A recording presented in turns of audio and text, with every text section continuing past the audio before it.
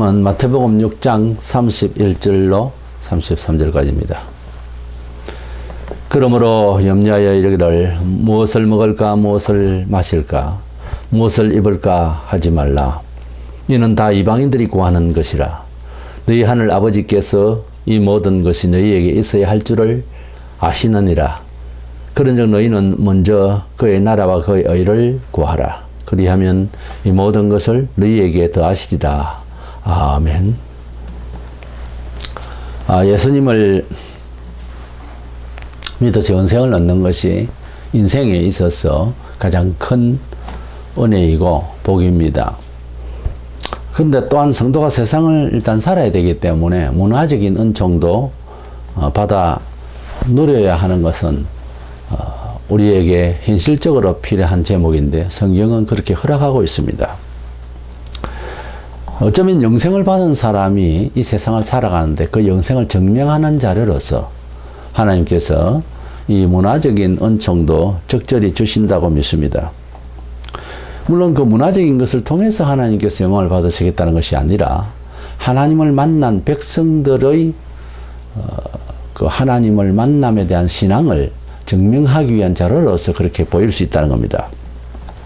어쩌면 그것이 자연스러울 수도 있습니다.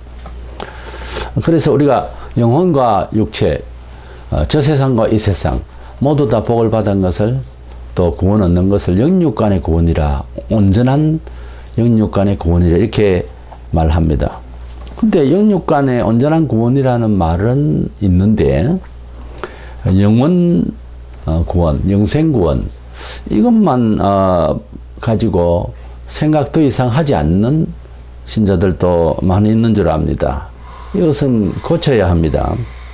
하나님이 주시는 복이란 영적 평안과 하나님의 이름으로 살아가는 태도들이 많이 있습니다. 그러나 문화적으로 받은 은총은 복음을 전하는데도 좀 유익한 면이 많고 또 그 사람 자신이 하나님을 더욱더 감사할 수 있는 그런 사료가 되는 것입니다.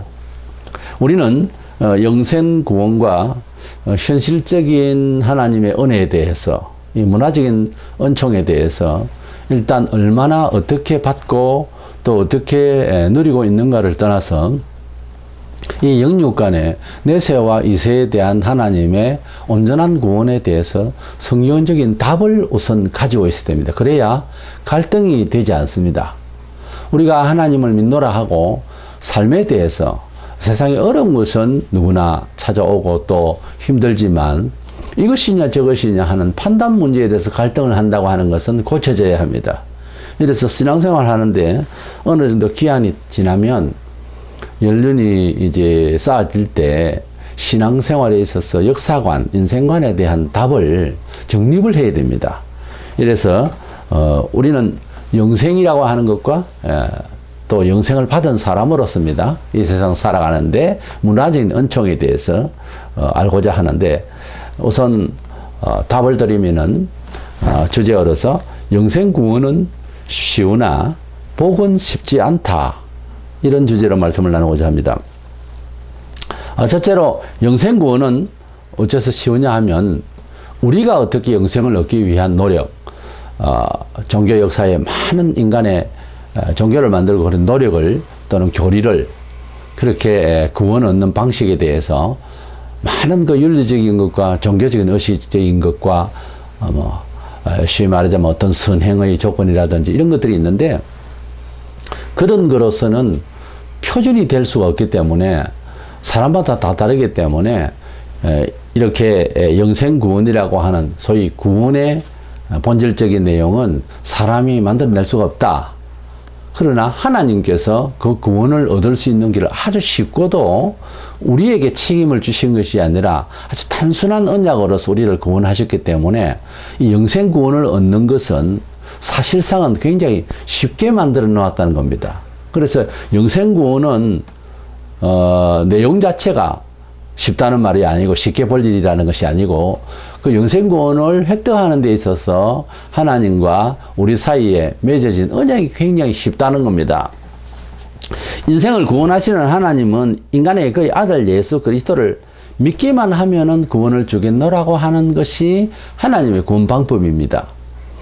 그러니까 하나님께서 사람에게 뭘 요구를 하시려고 해도 우리 사람은 본질적으로 영혼의 상태 그리고 우리의 그 경험을 우리가 스스로 봐도 온전히 하나님께 나아갈 만한 그런 의지나 선한 정신세계가 고정적으로 가지고 있는 것이 기본적으로 없어요. 다 파괴가 되어 있습니다. 그래서 하나님께서는 우리 사람이 스스로 이렇게 횡적으로 생각하고 있는 또는 과학적으로 합리적으로 생각하고 있는 그 시대적 가치 이런 것들을 통해서 하나님이 인정을 하겠노라는 생각을 안 했다는 겁니다. 그러니까 포기를 한 거예요.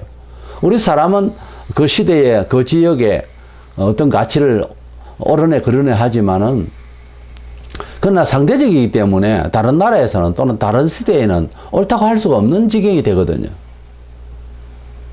아무리 양심적이라도 그 양심 그 시대 거예요. 그러니까 하나님께서는 이렇게 어지럽고 표준이 되고 기준이 될 수가 없는 사람들로부터 무엇을 구원을 받는 조건의 어떤 영향을 이렇게 이제 하나님께서 요구를 하시려고 하니까 이건 평등하지 않지 않습니까? 지역마다 다르고 시대마다 다르고 그러니까 포기를 한 거예요. 사실 그 시대에 옳다는 그 지역의 그 가치도 사실은 동시대에 살면서 딴 곳에서 보면은 옳지도 않습니다, 사실은. 그리고 그 시대, 그 동시대, 그 지역에 같이 살아도 자세히 깊이 생각하면 꼭 그것이 옳다고 할 수 있는 것이 아니에요. 사람이 선하다 싶어도 그것이 상대적으로 악으로 영향을 끼칠 수 있는 것도 있거든요. 그래서 사람이 가지고 있는 것은 옳은 게 없어요.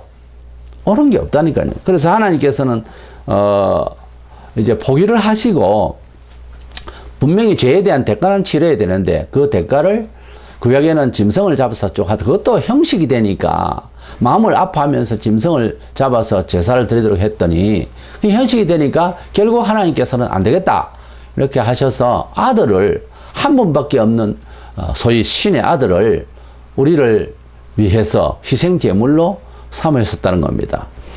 그래서 이 세상에 아들을 주신 것이에요. 그래서 그 아들의 희생을 통해서 뭐 돈을 가져오는 것도 아니고 마음으로 내 죄를 회개하는 거예요.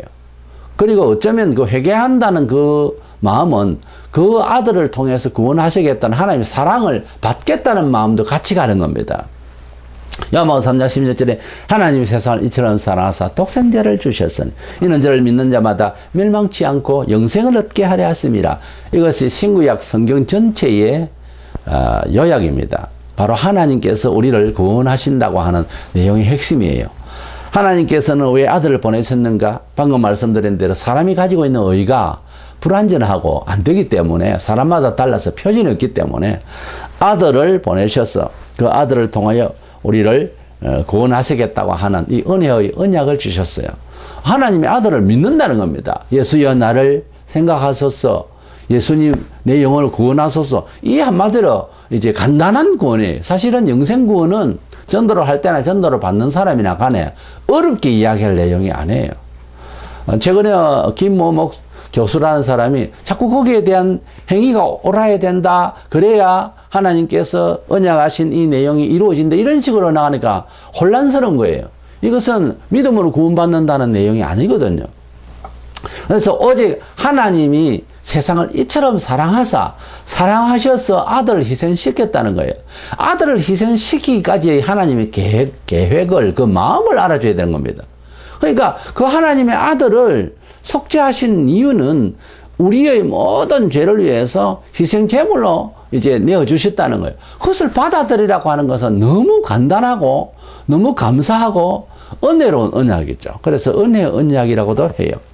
이 간단한 지옥에서 천국으로 옮겨지는 이건 사람 의지로 안 돼요. 이 간단하게 하나님의 아들을 믿기만 하면 되는 복잡하게 신학적으로 설명할 수 없어. 주 예수를 믿으라. 예, 믿겠습니다. 그럼 간단한 거예요. 그래서 너무 간단하고 너무 은혜롭고 희생적 크신 사랑으로 우리에게 해 주셨으니 이 언약을 우리가 기쁘다 해서 기쁜 소식이라 해서 유앙겔로스라는 말은 바로 하나님께서 우리를 이렇게 사랑하셔서 아들을 희생시키신 참 은혜로운, 그리고 그 언약이 너무 단순하고 해서 우리를 구원하신다는 게 놀라운 기쁨이에요. 그래서 기쁜 소식이라, 복음이라 한자어로는 그렇게 말합니다. 유르게사스라고 하는 그 유라는 말은 기쁘다는 말이거든요. 기쁜 소리라는 거예요. 그래서 한자어로 복음이라 그렇게 말합니다. 강도가 가령 예수님 돌아가실 때 마친 그때 강도 둘이가 양편에 못 박혀서 죽게 된 한쪽 강도가 예수님이 아직 살아 계시고 못 박혀서 6시간 만에 이제 피를 다 쏟으시고 돌아가셨는데, 그 타이밍 안에 한쪽 강도가 예수님에 대해서 들은 바가 있었는지, 그리고 그가 구원을 청하는 내용이 나옵니다. 누가복음 23장 42절로 3절에 예수여 당신의 나라에 임하실 때 나를 기억하소서 하니 예수께서 이르시되 내가 진실로 너에게 이르노니 오늘 네가 나와 함께 낙원에 있으리라. 여기 보면은 이 강도는 사실상 선행을 할 기회도 이제 없습니다. 헌금을 할 기회도 없습니다. 소위 그 주일 성수할 기회도 없습니다. 그리고 믿는다고 찬양할 시간도 없고 아무것도 없습니다. 지금 그런 이제 죽는 시간입니다. 그때 사람이 할 수 있는 것은 뭘까요? 바로 이 강도처럼 당신의 나라에 임하실 때 나를 생각하소서, 이 구원을 청하는 이 말밖에 할 길이 없습니다. 그렇습니다. 그러면 이 강도는 특수한 사정이니까 봐줬는가? 그렇게 생각하면 이 공평치 않잖아요. 우리가 강도가 아니고 이렇게 처형을 받지 않는 상태에서 일상의 생활을 하는 중에도 예수여 나를 구원하소서, 이거밖에 없어요. 할 일은. 영생 구원을 받기 위해서는요. 그래서 그렇게 쉬운 내용이란 말이죠. 왜냐하면 우리 사람이 구원을 받으려고 많은 종교를 만들었지만, 또 교회를 나와도 그렇게 오해를 하는 수도 있지만, 하나님이 이미 마련한 내용이고, 이 구원, 이 어려운 구원을, 지옥에서 천국을 가게 되는 이 구원을 하나님의 권세로 만들어 놨기 때문에 쉽단 말이에요. 하나님께서 만들어 난 통로이기 때문에 쉽단 말이에요. 사람이 만들기는 굉장히 어렵고 아예 불가능하지만은 전능하신 하나님께서 만들어 난 통로이기 때문에 쉽다 이 말이에요. 이것은 그냥 받아들이기만 하면 되는, 주시는 것을 받기만 하면 되는, 이것이 바로 영생구원이기 때문에 제가 영생구원은 쉽다 그렇게 표현한 건 내용이 쉽고 가볍다 그 말이 아닙니다. 로마 10장 13절에 누구든지 주의 이름을 부르는 자는 구원을 얻으리라. 그렇습니다. 아주 간단한 거예요. 우리가 전도를 하거나 전도를 받는 사람 입장에서 그렇습니다. 주 예수를 믿어라. 그러면 너와 너 집이 구원을 얻을 것이다. 간단한 거예요. 예, 믿겠습니다 하고 주님을 받아들이면 아주 뭐 완벽한 체결이 되는 거예요. 이루어지는 거예요. 로마 3장 28절 그러면 사람이 어렵다 하심을 얻는 것은 율법의 행위에 있지 아니하고 믿음으로 되는 줄 우리가 인정하노라, 시인을 한다는 거죠. 그러니까 하나님께서 우리를 사랑하시기에 아들을 주신 것을 우리가 믿고 구원 얻게 하신 이 하나님과 우리 사이에서 맺어지는 이 언약에 대해서 우리는 인정을 한다. 우리는 시인을 하고 있다 하는 바울의 고백입니다. 내가 애써서 구원을 얻는 것이 아니고 하나님의 은혜로 그 아들의 희생으로 말미암아 다만 우리는 믿기만 하여 구원을 얻을 수 있으니까 이렇게 쉬운 구원 방법이 사실 세상에 없습니다. 그렇게 복잡한 거 안에 타 종교와 기독교의 차이점이 여기에 있습니다. 간단해요. 예수님을 믿어서 구원을 받습니다. 그 이상은 가타부타 할 신학적인 논쟁을 할 이유가 하나도 없어요. 예수님을 믿으면 우리는 영생을 획득했습니다. 이제 두 번째로는 예수를 믿고 살 때에 복을 얻으면서 산다고 하는 입장을 생각하려고 합니다.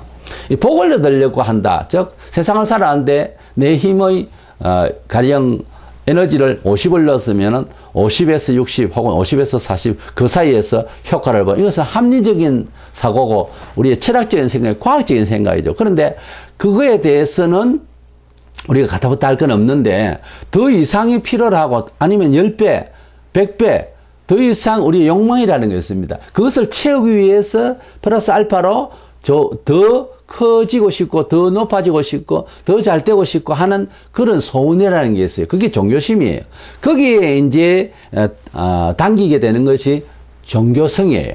여러 종교에 찾아가 보죠. 여러 종교를 찾아가면 사업이 잘 풀리고 일이 편안할 때는 종교를 오히려 찾지 않을 수도 있습니다. 더 이상 어려움이 없을 때는요. 그런데 그 어려움이 없이 만족해 하는 사람이 자기보다 더 월등히 만족하는 사람을 상대적으로 만날 때는 문제가 좀 다르죠. 상대적 빈곤의식이.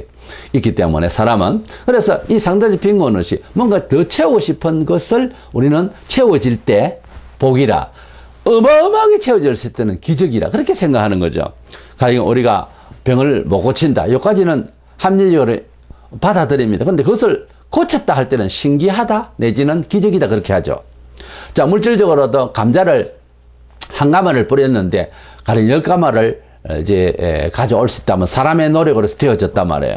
그런데 그래서 100가마를 가져왔다 할 때는 이거는 은총이라고 그래요. 이거는 복이라고 그러죠. 이것은 기적이라고 그러고. 그래서 그것을 문화적으로 말하자면 종교적 역사라고 그래요. 그것을. 그런데 하나님께서 우리에게 그러한 복을 주시겠다는 거예요. 천국을 가는 것은 우리가 티켓을 땄다면 예수 믿어서 그 다음은 내가 알아서 산다가 아니라는 거예요. 또 생활까지도 하나님께서 그 세상을 어차피 살아가야 되니까 처술이 있다는 거죠. 그러니까 문화적으로 말하자면 경제도수도 된다는 거죠, 성경이.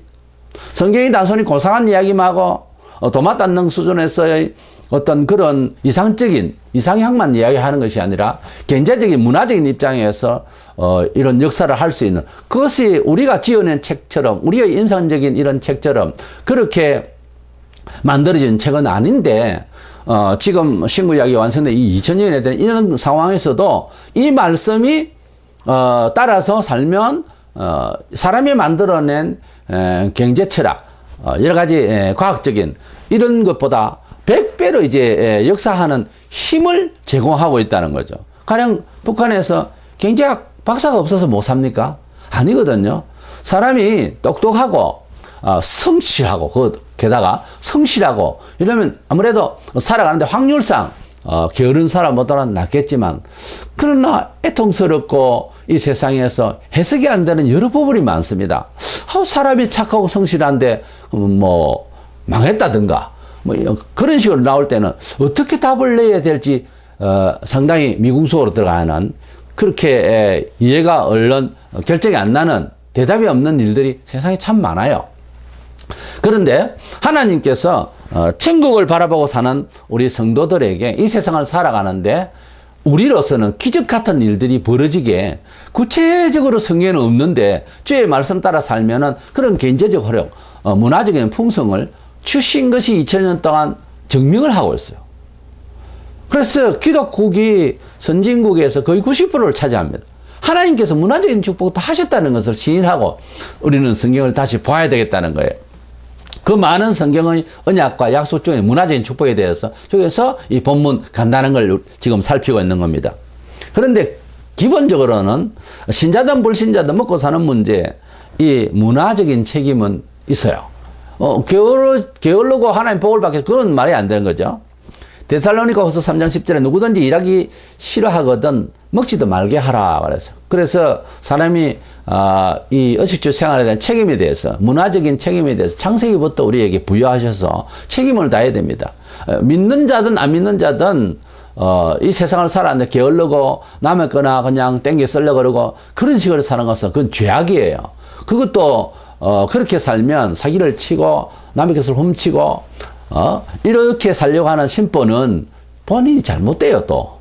그래서 자기가 먹고 살 일은 자기가 책임을 져야 됩니다. 그것이 하나님께서 사람에게 부여하신 문화적인 책임이에요. 심지어 목사로 일할 때에도 생활이 많이 어렵다. 그러면 돈벌이를 해야 됩니다. 성경에 보면은 사도 바울은 피장업을 하면서 선교 비용을 마련을 했습니다. 사도행 18장 3절에. 이 피장업은 지금 이제 피장이라는 건 텐트인데 이 텐트는 일반 사회인들의 집이라기보다 군인들이 쓰기 위한 그런 것으로 이제 만든 것으로 알고 있습니다. 근데 바울은 선교를 하면서 형제들도 가난하고 또 비용이 드니까 또 수행자들도 있고 하니까 이것에 대해서 당장 먹고 당장 자야 하니까 이런 문제들 그때 당시에는 어느 지역에 있어서 요즘처럼 이 교회의 어떤 조직이 아니고 이제 창설 멤버로서 이제 다들 마구 이곳저곳을 다니면서 전도를 해야 되니까 결국 이제 수중에 돈이 있어야 되고 그런 상황이잖아요. 이래서 일을 했어요. 데살로니가전서 2장 9절에 형제들아 너희 아무에게도 폐를 끼치지 아니하려고 밤낮으로 일하면서 너희에게 하나님 복음을 전하였노라. 분명히 이렇게 말씀하고 있습니다. 고린도서 9장 7절에 보면 자비랑이라는 용어가 나오는데, 그래서 자비를 들여서 스스로, 그러니까 제일 좋은 목회 방법은 윗대로부터나 유산이 있든지 아니면 어디에서 특별히 이제 자기 것이라고 할 수 있는 돈이 있든지 또는 땅이 있든지 해서 하면 제일 좋은 거예요, 사실은. 생각을 바꿔야 됩니다. 우리가 하나님 나라에 복음을 전하려고 그랬지. 복음 전하면서 내가 밥벌이를 하리라 이 생각하면 그거는 종교가 자기의 밥벌이가 되고 사명자가 아니죠. 특별히 목회자 입장에서 하는 말입니다. 이래서 돈이사 남이 나에게 주든 내가 내 것을 먹든 잠시 먹고 가는 것을 그걸 불을 축적하려고 그러고 거기에 대해 목숨을 건다고 하는 것은 그것을 직업으로 삼는 것은 그건 처음부터 잘못된 거예요. 그래서 우리는 어쨌든지 복음을 전할 수 있고 내가 먹을 수 있으면 그럼 내가 내 것을 먹다가 가면 되는 것이지 꼭 그 교인들에게 이제 쥐어짜서 돈을 내도록 하고 이렇게 만약 한다면 그건 아주 그것은 성경지지를 못합니다. 사도 바울이 우리가 복음을 위해서 일을 하는데 너희들이 우리를 돕고 우리가 신령한 일을 하니까 너희 육체적인 이 먹는 문제 이런 것을 돕는 것이 당연하고 또 그것을 받는 것이 우리가 잘못된 것이 있겠느냐 하지만은 그랬어요. 폐를 끼치는 그런 성격이 있고 내용이라면 우리는 안 받겠다는 거죠. 데살로니가후서 3장 8절 누구에게서든지 음식을 값없이 먹지 않고 그 얻어먹는 것보다 사주는 게 좋아요. 값없이 먹지 않고 오직 수고하고 애써 주야로 일하면 너희 아무에게도 폐를 끼치지 아니하려 함이라. 그래서 우리 성도들이 문화생활에 있어서 가령 일상에서 있을 수 있는 뭐 식사 대접을 한다, 밥 한 그릇 산다 이러잖아요 주로. 그런데 밥을 산다고 할 때에 사면 감동스럽게 좀 뭐 그냥 일반 국수를 한 그릇 같이 할 수도 있지만 그래도 대접을 한다 할 때는 좀 푸근하게 만나는 것을 대접하는 게 맞고요. 근데 매일 얻어먹는 것만 한다는 것은 굉장히 이것은 불신사에서도 있을 수 없는 관계의식이에요. 우리가 이 성경적으로 보면 남에게 폐를 끼치는 것, 빚을 지는 것은 이건 성도가 할 일이 아닙니다. 가능한 우리는 갚을 수 있어야 되고 또 베풀 수 있어야 되고 그렇게 하는 것이 그것이 사랑의 표현인 거예요. 바울은 복음을 전하면서 넉넉히 먹고 입을 수가 있는데도 춥고 떨며 여러 가지 하면서도 형제들을 위해서 복음을 위해서 온전히 전생애를 맡겼던 그런 바쳤던 사람입니다. 그런데 그러면서도 신앙의 보편적인 원리로 문화생활에 대한 축복이라는 것이 있습니다. 그러니까 불신자보다 더 잘 될 수가 있다는 말이죠. 어떻게 보면 불신자들의 경제철학을 따르면은 그렇게 말씀의 언지를 주셨을 거예요. 그런데 이 불신자보다 더 나은 그런 방법이 있다는 거예요. 하나님 뜻대로 바로 살면 그리고 기도 생활에 충실하면은 문화적인 축복도 주시겠다고 분명히 본문에 약속을 하고 있고 여러 성경의 내용이 있습니다. 기독교 역사가 어떻게 보면은 문화적인 축복을 통해서 하나님의 존재와 성도들의 변화된 모습을 반영을 했다 해도 과언이 아니에요. 어쩌면 우리가 예수를 믿는다는 것, 또 은혜를 받았다는 증명 자료로서 뭔가가 문화적, 가시적 이런 표현들이 있어야 되는 겁니다. 예수 믿고 10년이 되고 20년이 돼도 아무런 간증할 것이 없고 불신자들보다 더 못하고 그렇다. 그러고 사람이 별 달라진 것도 안 같아. 이러면 이건 믿는 게 아니에요. 우리가 예수를 만났으면은 속이 달라졌고 그리고 사는 방식도 달라졌고 열성이 많고 열심이 있고 최선을 다합니다. 그런 가운데서 하나님께서 기적이 또 있을 수 있다는 거죠. 아니 기적이 따르는 것입니다. 본문의 말씀의 내용을 자세히 읽어봐요. 32절을 보면은 이방인들이 구하는 것이라고 보면 먹을 거 입을 거 그러니까 의식주 생활들입니다. 이것에 대해서 늘 근심하고 사실 살죠. 보통 일상의 생활의 의식구조. 그런데 이 모든 것들은 사실은 불신자들이 거기에 목을 매는 거죠, 사실은.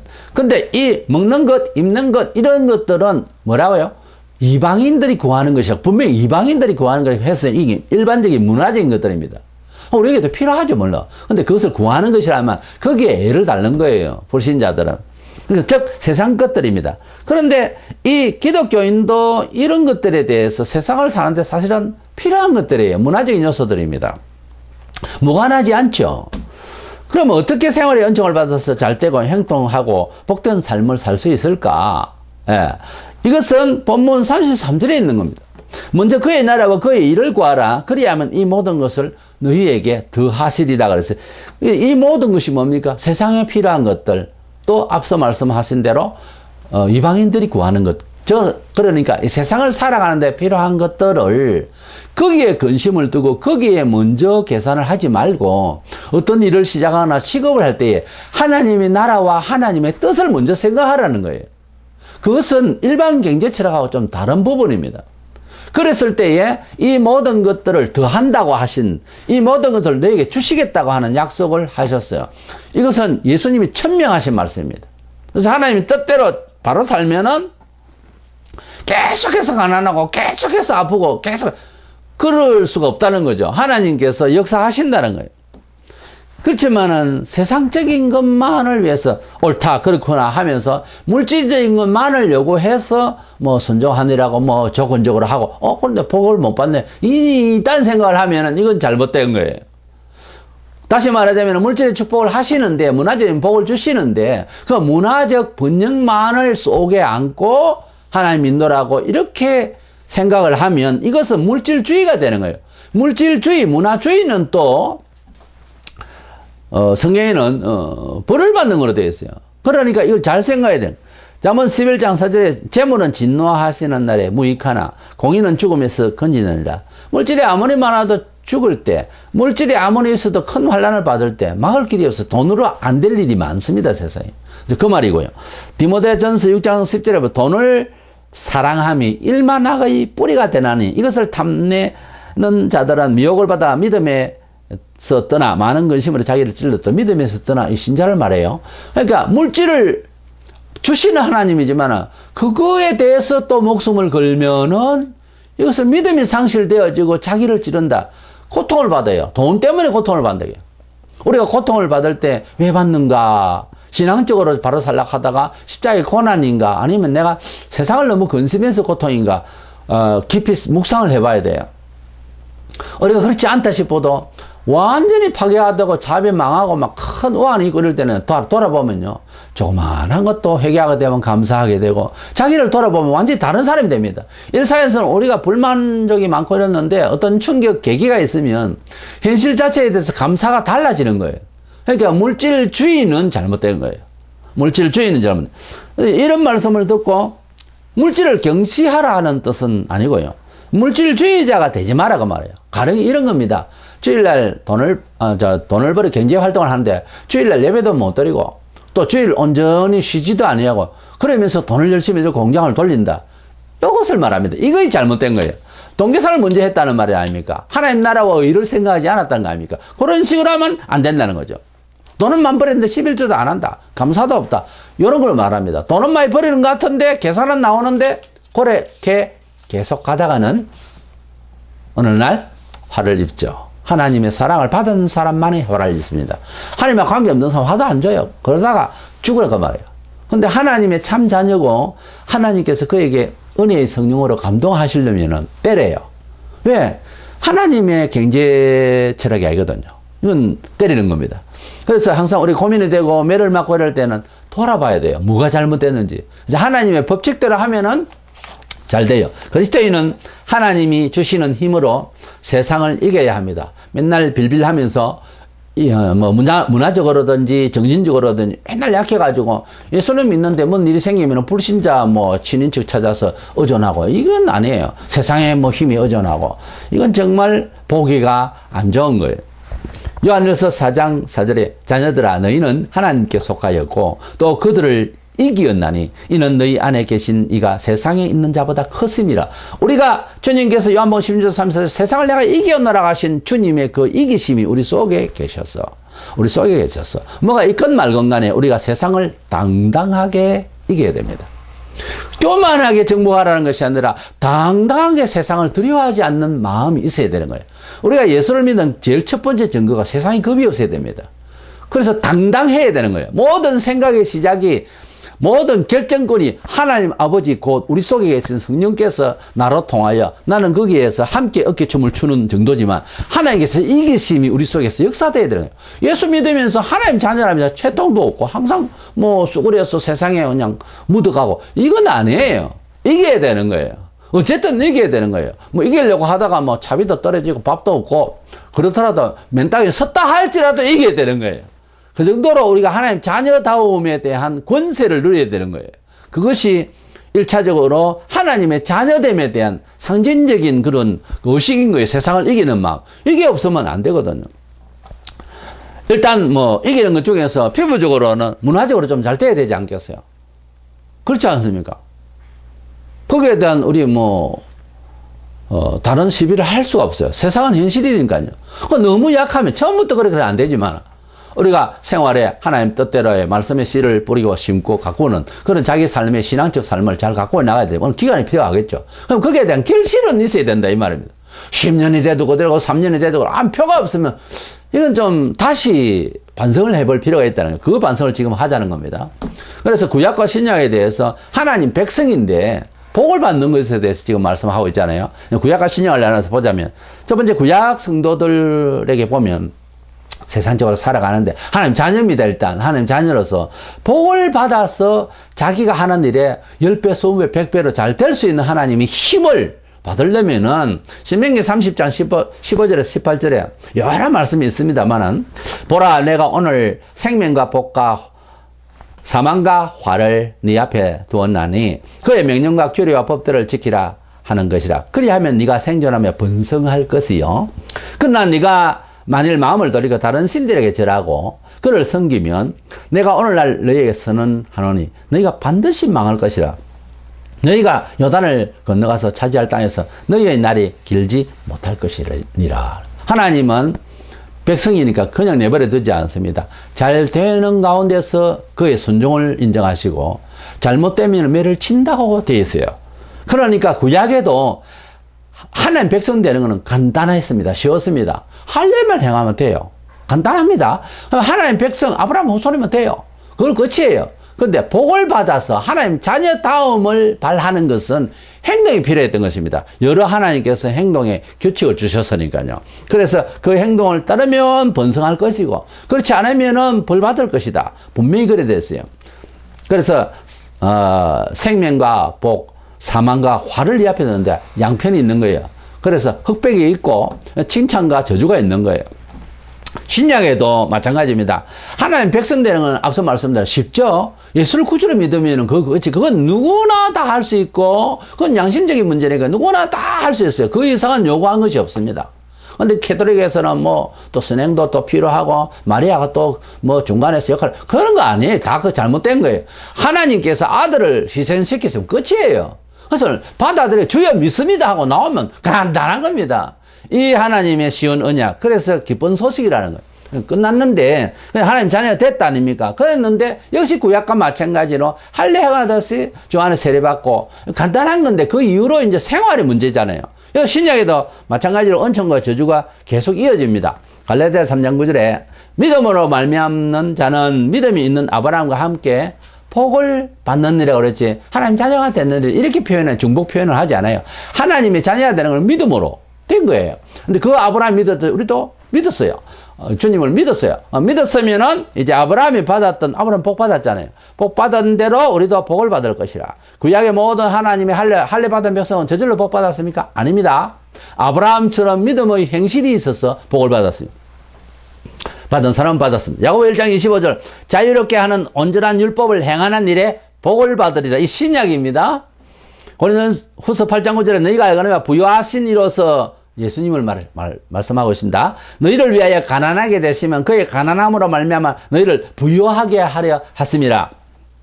디모데전서 4장 8절에 육체의 연단은 약간의 유익이 있으나 경건은 믿음으로 온전히 생활하는 모든 생활 행태를 말합니다. 경건은 범사에 유익하니 금생과 내생에 즉 지금 세상과 오는 세상에 복이 있다. 금생이 뭡니까? 이 세상에서도 복이 있다. 범사에 유익하다. 잘 된다. 그 말입니다.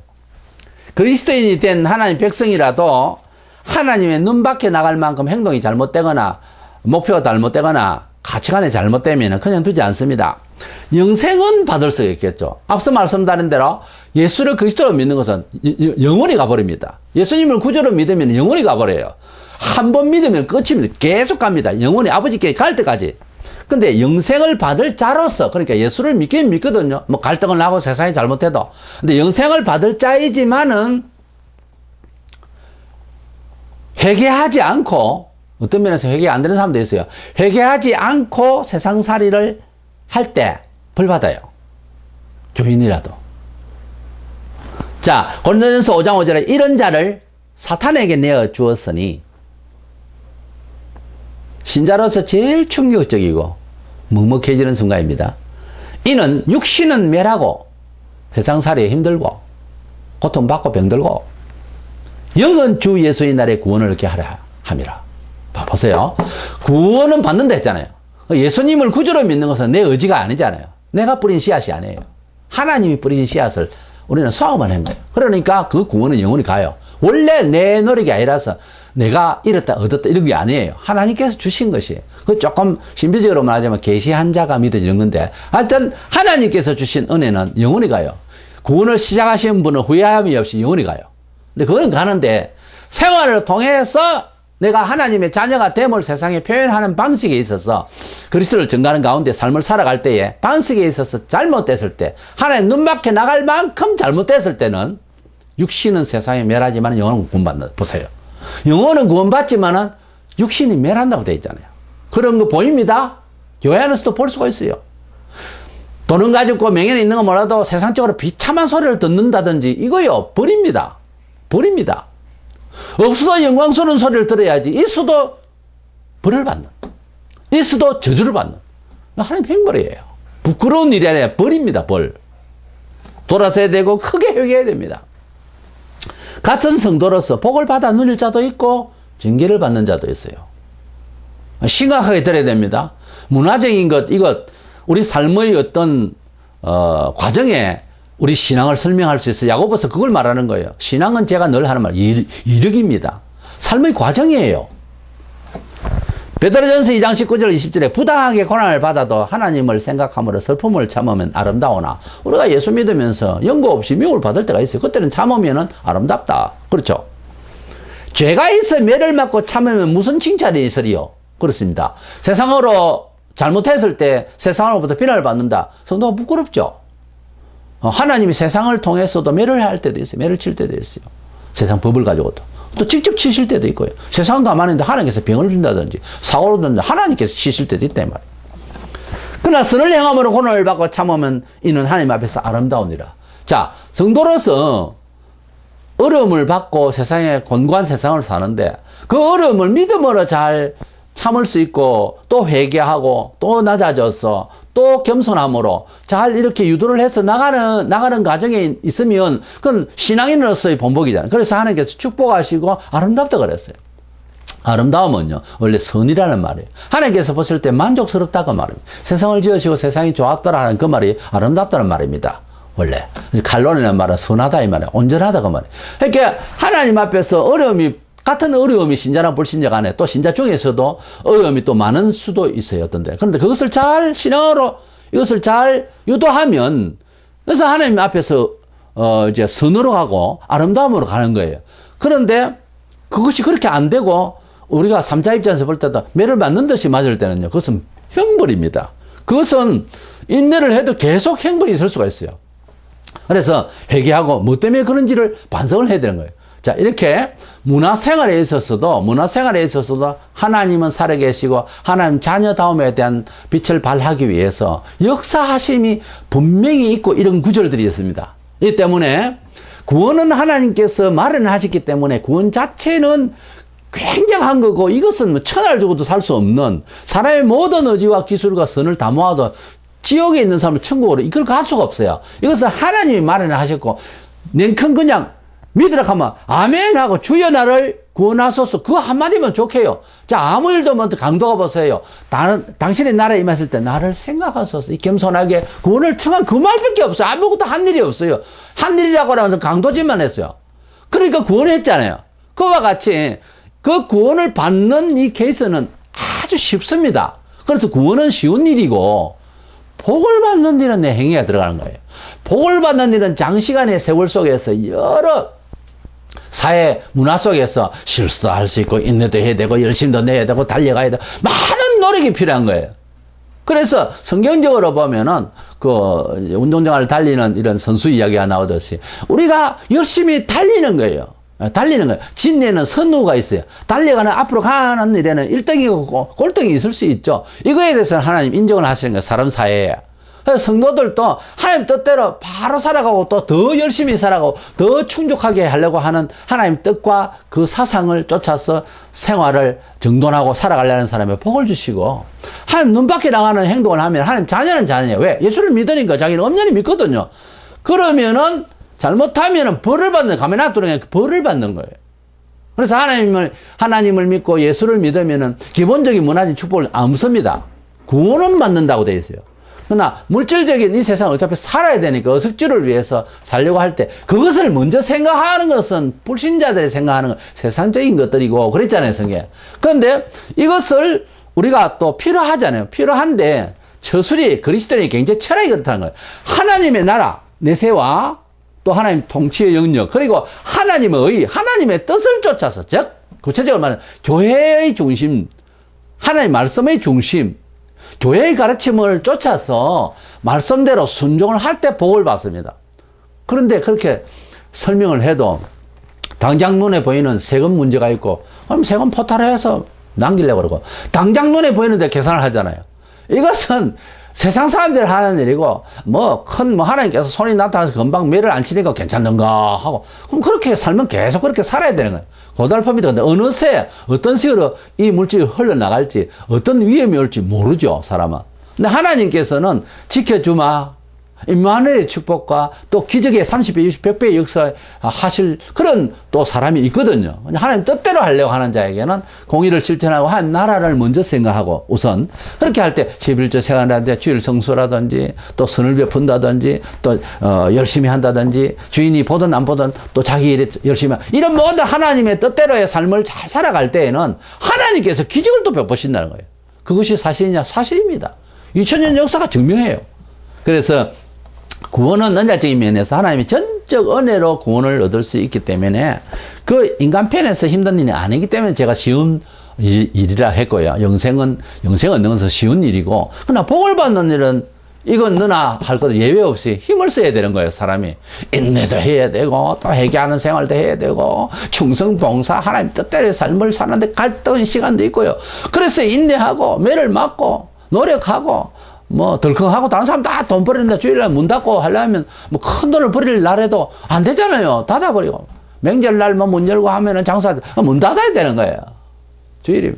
그렇게 할 때에 얼마나 고독하고 힘들고, 몸숨이 필요하고, 이거냐, 저거냐, 갈등도 있겠어요. 위험도 느끼겠어요. 그러나 하나님의 뜻대로 하겠다고 하는 자에게 꼭 성령이 임해요. 사실은 하나님 뜻대로 안 하다가 더 해보겠다고 하면은 감동이 와요. 사람이 달라집니다. 얼굴빛이 달라집니다. 이렇게 하나님을 사랑하는 것을 누적해 나갈 때는 놀라운 은총을 하나님이 주신다는 거예요. 불신자들이 100을 가지고 있는 것보다 신자가 30을 가지도 여호와께서 함께 하시면 230이 될 수도 있습니다. 이런 이상한 힘, 이런 보호하심, 이런 은총, 평강, 이것을 기초로 해서 또 문화적으로도 하나님 역사하심을 우리가 얼마든지 응답받을 수가 있다는 점에서 영생 구원은 쉽습니다. 예수 믿으면 구원받고요. 그러나 복은 그렇게 쉽지 않다. 이 주제를 생각하면서 쉽지 않다는 말은 복을 받기 위해서 노력하라 그 말입니다. 하나님 뜻대로 잘 살아서 영육간의 온전한 구원의 사람으로서 당당하게 살아갈 수 있는 저와 여러분 되시기를 축원합니다.